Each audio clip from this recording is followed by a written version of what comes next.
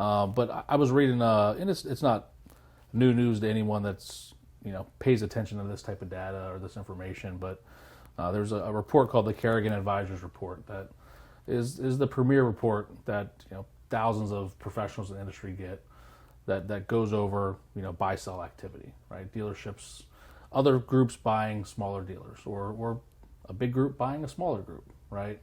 And we've continued to see a huge increase over the last 3 years in a consolidation of the groups, of the names you see on the buildings out there. We've recently gone through that transition about a year and a half ago here, where we were from a smaller group and we're now in a bigger group. And I just kind of want to talk about that shakeup and kind of how I see the future of automotive in a way. I mean, really what I see is, you see stores like Lithia out there that have hundreds of dealerships. Like, I don't know, I think they have like 230, 240, whatever. They may have more. I don't have the exact number, but they just keep buying. I read a stat by like 2025, they're going to have their name in front of 95% of the country, like within 25 or 50 miles. Like, they're going to have a store and everywhere, basically, because they're just expanding across the country.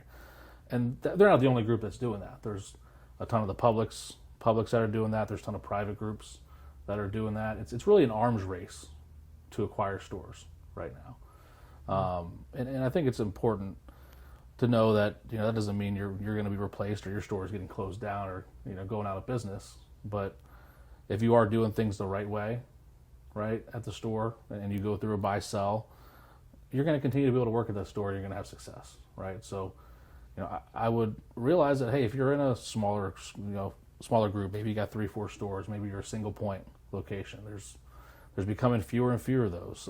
In 2022, that was the second busiest buy sell year ever, with a 25% increase in transactions in the first 3 quarters. Now, that was about 845 franchise rooftops that were sold, I think, in about 327 transactions. So some dealer groups were buying multiple dealers at once.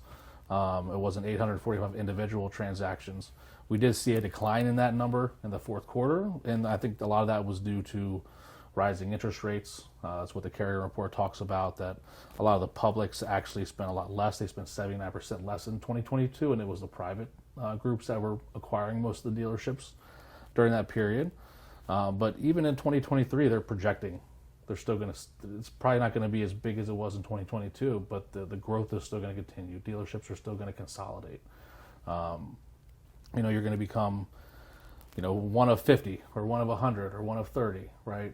And how can you adapt as evolve your dealership today if you're doing things that, are not what some of these bigger groups are doing, or you're not making it easy for customers and you're making it hard and you have a bad reputation. Well, if you get bought out in that circumstance, then they might look at having new staff come in.